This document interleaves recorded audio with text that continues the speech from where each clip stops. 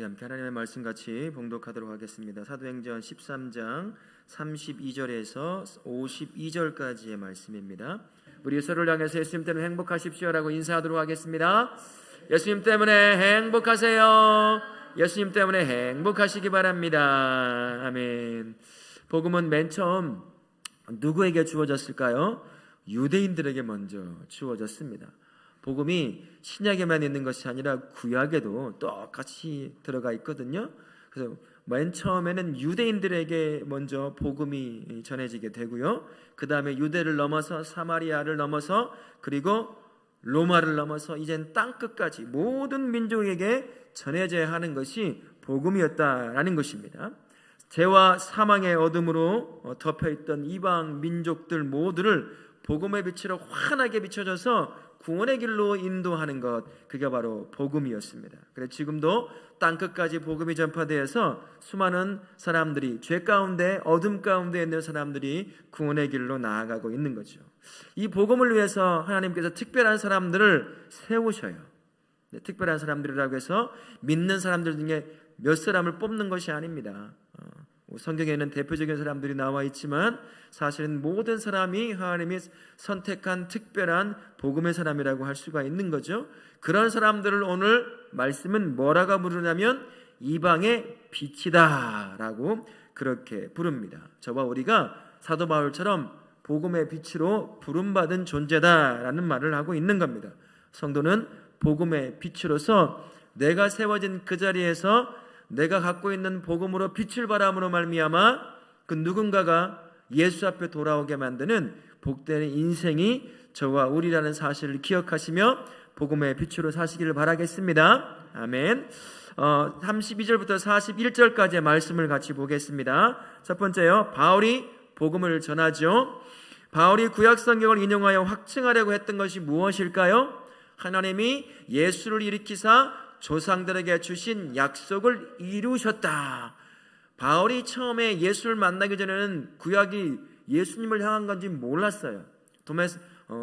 다메섹으로 가던 그 길에 만난 예수께서 그의 눈을 활짝 열어 그 머릿속에 들어가 있는 수많은 율법과 구약의 성경들이 결국은 예수를 향하고 있구나라는 것을 깨닫고서요, 구약 전체를 이제 예수라고 하는 주제 하나로 다 꿰기 시작하는 거예요.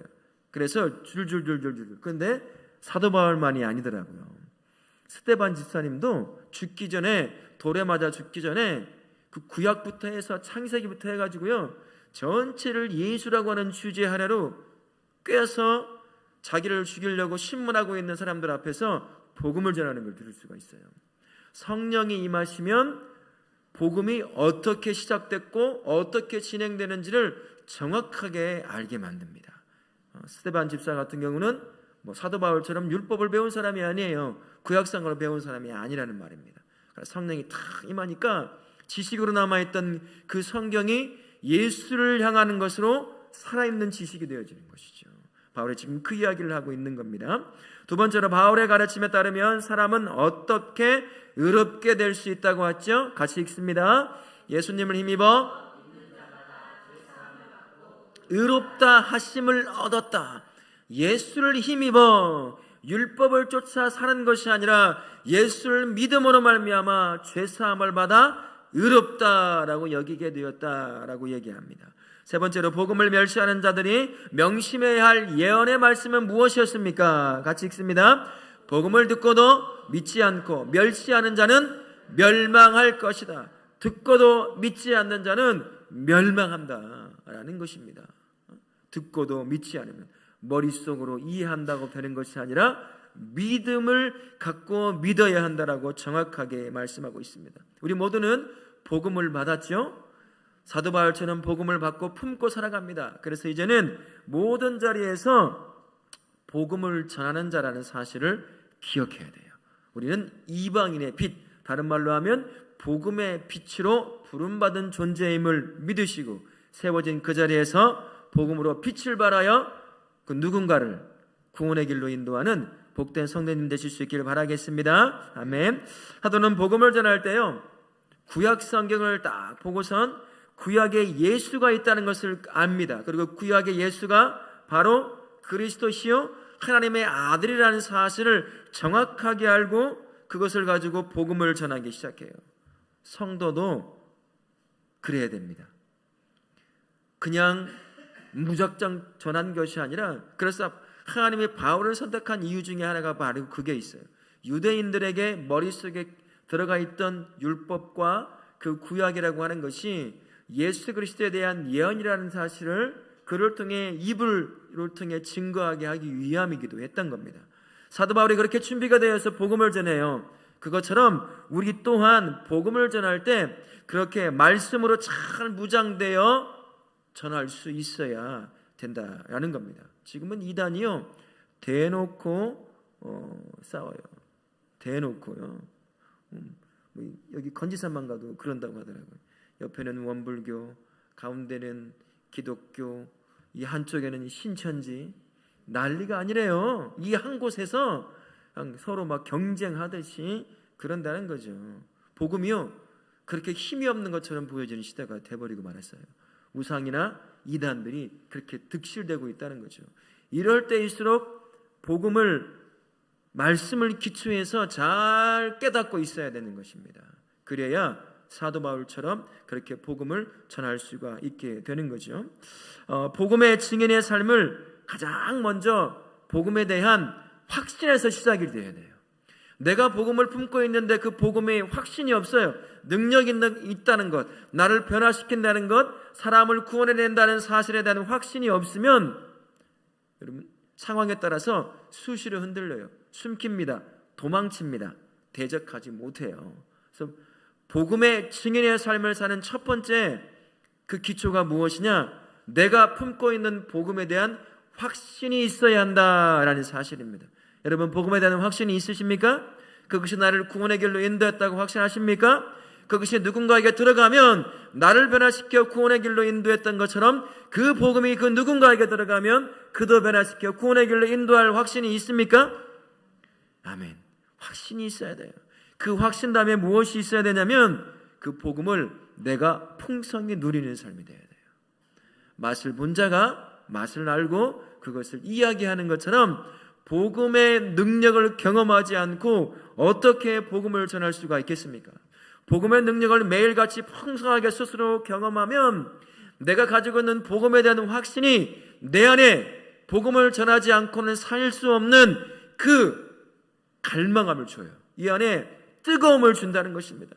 나를 변화시키시고 나를 이렇게 행복하게 만들고 구원의 은혜 가운데 상황과 상관없이 살게 만드는 이 복음을 나만 누릴 수 없다. 그 마음을 하나님이 주시는 거예요. 그래서 내 가족을 향해 애틋하고 간절한 마음으로 기도하고 그들에게 복음을 전하는 거예요. 내가 누리고 있는 이 구원의 은혜를 내 가족들이 놓치면 안 되기 때문인 거죠. 내 일가 친척이, 내 직장에 함께하는 동료에게, 나의 친구에게, 학교와 학원의 친구에게 전하지 않을 수가 없는 것입니다. 그래서 복음의 확신, 그리고 그 복음을 내가 누리는 것이 반드시 필요하다라는 것입니다. 또한 전해야 될 그 복음의 확신과 풍성한 누림이 이제 온전히 전해지려고 한다면 말씀의 기초에서 훈련이 좀 돼야 돼요. 가끔 우리가 이럴 때가 있어요. 복음을 내 경험과 착각할 때가 있어요. 예수를 믿으면 하나님께서 우리에게 복을 주시죠. 예수를 믿으면, 그리고 기도하며 나아가면 하나님이 우리에게 다양한 것으로 우리의 삶에 변화를 주십니다. 때로는 내가 이해할 수 없는 방식으로 내 삶에 필요한 것들을 채우실 때도 있어요. 기적이라고밖에 말할 수 없는 연약한 질병에서 치료할 때도 있습니다. 근데 말씀에 기초되어서 복음을 제대로 훈련받지 못하면 복음이 왜곡될 수가 있어요. 무슨 말이냐면 내가 예수를 믿고 살아가는 그 삶 가운데 하나님이 은혜와 복을 주셔서 누리게 하시는 삶의 경험들이 있어요. 이 경험이 마치 복음인 것처럼 이야기됩니다. 이런 거죠. 예수 믿으세요. 복 받아요. 예수 믿으세요. 성공할 수 있어요. 예수 믿으세요. 자녀가 잘 돼요. 저도 그랬거든요. 쫄딱 망했는데 예수 믿고 기도하고 헌금생활 잘하니까 돈을 왕창 벌어서 다시 일어났어요. 이 말이 틀린 말일까요? 옳은 말일까요? 헷갈리죠? 반절은 맞고 반절은 그릇된 거예요. 틀렸다고도 말할 수가 없어요. 예수 안에서 복음을 품고 살아가다 보면 하나님이 필요한 것들에서 우리에게 허락하실 때가 있어요. 건강도 주십니다. 치료도 하게 하시고, 때로는 필요하니까 물질도 내가 기대했던 것보다 많이 줄 때도 있어요. 감당할 만큼 주실 때가 있다는 거죠. 예수님 안에 살다 보면 하나님께서 이 땅에서의 삶을 위해 필요한 것들을 주시는 것들이 있다는 거예요. 그러나 그게 복음은 아니에요. 복음 안에 사는 자가 누리는 이 땅의 삶에 필요한 것들입니다. 복음은 뭡니까? 그 자체가 예수 그리스도예요. 복음이 그렇게 왜곡되는 거예요. 근데 내가 전한 이 경험에 의한 것이 복음인 것처럼 예수 믿으면 잘 됩니다 라고 했는데 그 누군가가 그 말 듣고 들어왔어요. 예수 믿고 잘 안 됐어요. 어떻게 할 거예요? 책임 못 집니다. 복음이에요. 예수님이에요. 그래서 오늘도 학교 앞에서 전도를 했는데 반드시 복음 자체이신 예수님이 선포가 돼야 됩니다. 어떤 시기든 그의 이름을 이야기하고 너 반드시 예수를 믿어야 된다라고 하든지 내가 전할 수 있는 만큼 복음을 전할 수 있어야 한다는 거예요. 내 경험에 의해서 복음이 왜곡되지 않도록 내가 품고 있다고 생각하는 복음이 그 기초를 이루고 있는 말씀에 대한 훈련이 필요한 겁니다. 그래서 말씀을 가까이 하는 수밖에 없어요. 읽어야 되고요, 묵상해야 됩니다. 그리고 설교를 하고 하는 것을 통해서 해석된 그 말씀을 다시 한번 듣고 마음에 새기기도 하고, 때로는 우리 성경 통독반처럼 그러니까 조금 더 가까이 말씀 앞에 나아가서 훈련받는 시간들도 필요한 거예요. 그래야 내가 확신해 가지고 있고 내가 삶에서 경험했던 그 복음이 내 입에서 전달될 때 왜곡되어 전달되지 않을 수 있다는 것입니다. 그래서 예수님 믿으세요라고 할 때, 교회 나오세요라고 할 때 그 안에 내 경험이 얘기해 주는 것이 아니라 복음이 얘기해 줄 수 있어야 그렇게 준비가 돼야 된다는 것이죠. 사도 바울이 그렇게 했어요. 자기가 만난 다메섹으로 가던 그곳에서 만난 신비한 영적인 체험을 얘기하지 않아요. 복음이 어떻게 시작됐고 지금 그 복음이 어디를 향해 나가고 있고 그 복음 앞에 어떻게 변화가 일어났는지 그 복음을 이야기한다는 것입니다. 우리도 이 사도 바울처럼 이 복음을 증거할 때 전문 전도사처럼 목사처럼 선교사처럼 할 수는 없겠지만 그래도 나름 내 경험을 넘어선 말씀에 기초한 복음을 증거할 수 있도록 여러분 말씀 앞에 좀 더 가까이 나아가실 수 있어야 돼요. 그렇게 준비되어서 복음을 전하는 우리 성도님들 되실 수 있기를 바라겠습니다. 아멘. 이렇게 복음에 대한 확신과 복음에 대한 풍성한 누림과 말씀의 기초로 내가 믿고 있는 그 품고 있는 복음이 무엇인지를 알고 복음을 딱 전하다 보면 만나는 일들이 있어요. 무엇을 만날까요? 진짜 복음을 전하면 적대적인 사람들을 만납니다. 복음을 왜곡해서 교회 나오면 잘 될 거야, 마음도 평안해질 거야, 그러면 적대적인 사람이 많지가 않아요. 교회에 대한 이야기는 조금 적대적일 수도 있겠지만 그러나 복음을 직접 전하면 여러분 적대적인 사람 정말 만나게 됩니다.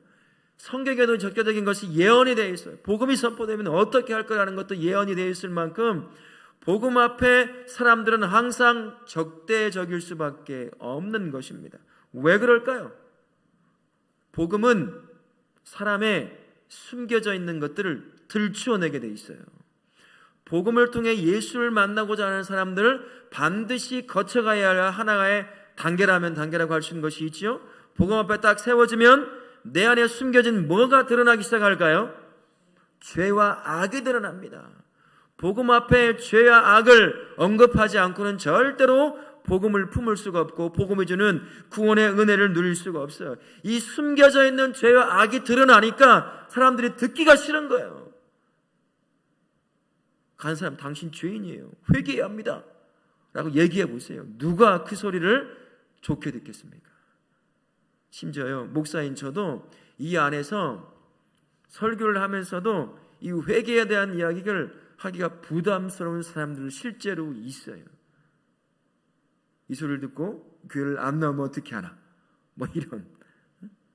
그러나 반드시 복음을 내 것으로 내가 품고 살고 복음을 주는 은혜를 누리려고 한다면 죄와 악의를 반드시 언급해줘야 됩니다. 그리고 회개가 일어나야 하는 것이요. 그래서 반드시 복음 앞에 서게 되면 적대자가 일어난다는 사실을 꼭 알아야 한다는 것입니다. 우리가 이 마음을, 이것을 알고 있어야 돼요.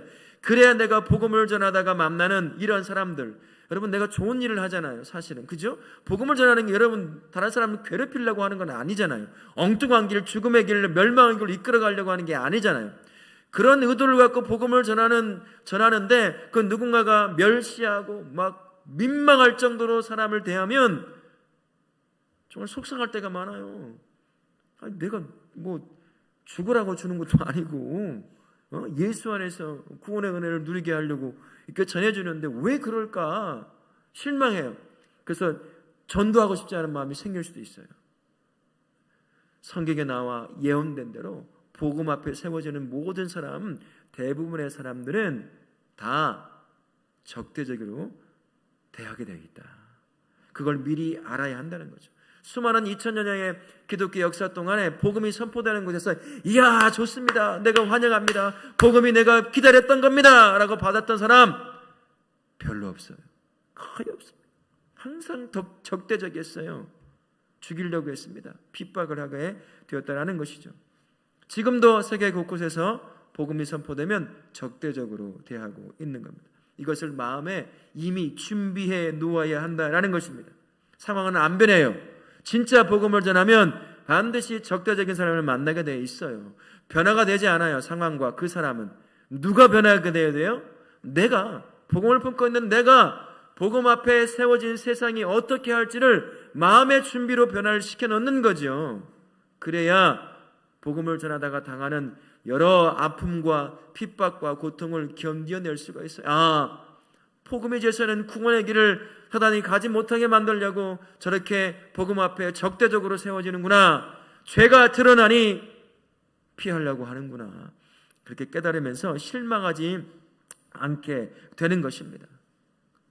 그걸 깨닫고 복음을 전할 때 실망하지 않고 주저하지 않고 끝까지 복음의 빛으로, 이방인의 빛으로 우리에게 부름받은 사명을 잘 감당할 수 있게 되는 겁니다.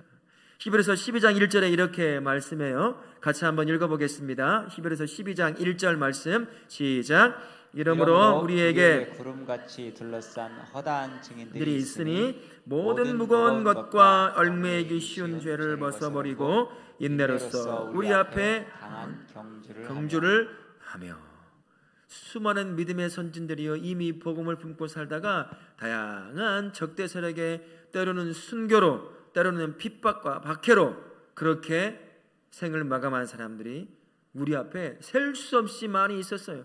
하지만 그들은 그것을 기쁨으로 여기고 끝내 그 순교와 핍박과 고통을 당했지만 우리가 궁극적으로 가게 될 영원한 하나님의 나라에서 구원의 기쁨, 영생을 누리며 살고 있는 그런 자들이 있다는 거죠. 그러니 실망하지 말고 그런 상황이 닥쳐더라도 너에게 준 그 복음에 대한 확신과 그 복음을 풍성히 경험함과 그리고 말씀에 기초한 그 단단히 누구도 흔들지 못하는 그 복음을 가지고 네가 세워진 그 자리에서 복음을 전하라. 그렇게 우리에게 가르쳐 주고 있는 것입니다. 우리 다원학교의 모든 성도님들은 세워진 그 자리에서 흔들림 없이 복음의 빛이 되어 복음을 전하는 성도님 되시길 바라겠습니다. 아멘. 그럼 두 번째 42절부터 52절까지의 말씀입니다. 유대인이 복음에 적대적인 태도를 보이자 바울은 이방인에게로 향하게 돼요. 그들이 먼저 받았지만 결국은 나중된 자가 먼저 되고 먼저 된 자가 나중돼 버리는 역사가 일어나기 시작한 거죠. 바울이 말씀을 마치자 회당에서 어떤 반응이 일어나기 시작했습니까? 같이 읽어볼까요? 안식일에도 하라고 청했고 경건한 유대인들이 바울과 바나바를 따랐다. 복음에 대해서 적대적이지 않은 사람들이 또 생겨요. 사실은 그렇겠죠. 그 다음에 두 번째, 바울은 먼저 전한 복음을 거부하는 유대인들에게 무엇라고 말을 합니까? 같이 읽습니다. 너희가 그것을 버리고 우리가 이방인에게로 향하더라. 우리에게, 너희에게 먼저 주어진 복음이 선포되었음에도 불구하고 너희들이 받지 않기에 이젠 그 방향이 이방인을 향해 먼저 틀어졌다라고 얘기를 하고 있는 겁니다. 세 번째로 바울은 주께서 자신을 무엇으로 삼으셨다고 말을 합니까? 이방의 빛, 다른 말로 하면 복음의 빛으로 우리를 부르셨다라고 말씀합니다. 복음에 비친 성도는요, 자신을 넘어서서 세상의 복음의 빛으로 세워져야 합니다. 나만 교회 잘 나와서 예배드리고 그렇게 구원의 은혜를 누리며 사는 존재가 아닙니다. 우리가 교회에서 예배를 드리고 함께 섬기고 준비가 되면 일주일이라고 하는 중에 6일이라고 하는 시간 동안 하나님이 우리를 세상이라고 하는 곳에 파송을 하셔요. 그곳에서 복음의 빛이 되게 하시는 것입니다. 바로 그곳에서 사도 바울처럼 우리는 복음의 빛이 되어서 그 누군가에게 복음을 전하는 자로 세워져야 됨을 꼭 기억하며 또다시 허락하실 3일의 삶을 살아가실 수 있기를 바라겠습니다. 아멘.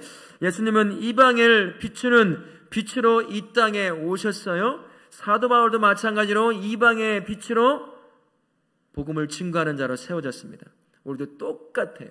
우리도 이방의 빛, 복음의 빛으로 세워진 존재가 바로 성도라는 사실을 꼭 기억하며 사실 수 있기를 바라겠습니다. 예수님은 온 세상에 구원을 주시는 복음의 빛으로 이 땅에 오셨습니다. 얼마나 우리를 사랑했으면 자기가 직접 가장 연약한 인간의 몸을 입고 이 땅에 내려오셔서 우리의 삶을 사시고 내가 짊어져야 할 십자가를 지시고 결국에는 십자가에서 죽으심으로 말미암아 저와 우리를 구원해 내셨어요. 그렇게 복음의 빛이 되어서 저와 우리에게 구원의 길을 안내하게 되신 것이죠. 누구에게 맡기지도 않았습니다. 천사에게 맡기면 하겠지요. 하지만 우리에 대한 사랑이 얼마나 크고 깊었던지 직접 예수님이 복음의 빛이 되어서 이 땅에 몸을 입고 내려오게 된 겁니다. 바로 그 예수님을 지금 저와 우리가 어떻게 하고 계셔요? 이 안에 모시고 계세요. 그분과 동행합니다. 진정한 복음의 빛이신 예수와 동행하는 자가 성도라고 하는 사람이에요. 이건 굉장히 중요한 의미를 담고 있습니다. 어떤 의미를 담고 있을까요? 내가 진정한 복음의 빛이신 예수와 동행하는 삶을 산다는 것은 곧 내가 무슨 빛이라는 얘기예요? 복음의 빛이라는 얘기예요. 내가 이방의 빛이라는 얘기입니다. 그분을 내 안에 품고 있기 때문에, 그분이 내 인생의 주인 되어 있기 때문에 이제는 그분처럼 저와 우리도 이방인의 빛, 복음의 빛이 되어서 주께서 세우신 삶의 바로 그 자리에서 복음의 빛으로 살아내야 한다. 그런 의미가 예수와 동행하는 성도의 삶이 가지고 있는 의미라고 할 수가 있는 것입니다. 예수 그리스도께서 이 세상에 인간의 몸을 입고 오셔서 복음의 빛이 되었던 것처럼 이제 그분을 품은 저와 우리가 복음의 빛이 되어서 세워진 그 자리에서 복음을 비춰줘야 될 줄로 믿습니다. 여러분이 만나는 모든 사람들과의 만남, 모든 관계, 모든 곳에서 저와 우리는 내가 부인한다 하더라도 복음의 빛으로 부름받은 존재입니다. 내가 아무리 나는 목사도 아니고 전도사도 아니고 선교사도 아니다 라고 얘기한다고 하더라도 진짜 내가 예수를 믿고 복음을 품고 사는 사람이라고 한다면 저와 우리는 벗어날 수 없는 그 사명이 바로 복음의 빛으로 살아가는 사명인 줄로 믿습니다. 이제 다시 하나님께서 3일간의 여러분의 삶에 복음의 빛으로 살도록 허락해 주실 거예요. 여러분이 세워진 자리가 어디입니까? 기억나세요? 하나님께서 여러분들을 파송하여 세우신 자리가 어디냐고요. 바로 그곳이 여러분들이 복음의 빛을 발해야 하는 그런 곳입니다. 나는 선교사도 아니니까 가지도 않았으니까 아니에요. 그곳이 바로 선교지입니다. 언젠가도 말씀드렸지만 한국당은 이제 선교지가 되어져 가고 있습니다. 다음 세대 아이들도 선교 대상이 되어가고 있고요. 젊은 세대가 점차 우리가 믿어왔던 예수와는 점점 멀어지고 있습니다. 피부로 다 느끼실 거예요. 지나가다 다 봅니다. 내가 세워진 모든 자리가 내가 품고 있는 복음을 비춰줘야 될 그러한 선교지라는 것이에요. 그 가장 가까이가 어디입니까? 여러분의 가정이에요. 교회 나온다고 다 예수 믿는 걸까요? 아니에요. 그래서 문제인 겁니다. 차라리 안 나오면 예수를 안 믿으니까 내가 눈물을 흘리며 기도하고 전도하겠죠. 교회 나와서 예수 믿는 것처럼 그렇게 움직여요. 그러니까 예수 믿는지 안 믿는지도 몰라요. 그냥 내 마음만 편한 거예요. 그래도 교회는 나오는구나. 예수 믿겠거니 하고 그냥 나름 한켠에는 그렇지 않으면서 그렇게 살아갑니다. 모든 세대가 선교 세대요. 미전도 정족이요. 우리가 세워진 모든 만남과 모든 자리, 모든 관계가 바로 선교지라는 것을 기억하십시오. 주께서 저로 하여금 우리 성도로 하여금 복음의 빛으로 불렀습니다. 그래서 그곳에서 살게 하시는 것, 만나게 하시는 것, 함께 부딪혀 살게 만드시는 것은 그곳에서 복음의 빛이 되어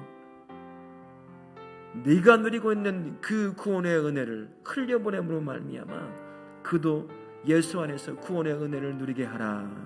그렇게 우리를 부르신 것입니다.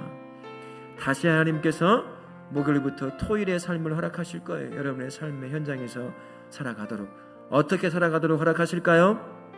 복음의 빛으로, 이방인의 빛으로 나를 통해서 내가 누리는 복음이 빛이 되어 구원의 길로 인도할 사람들이 있기에 저와 우리를 삶의 그 자리로 세우시는 줄로 믿습니다.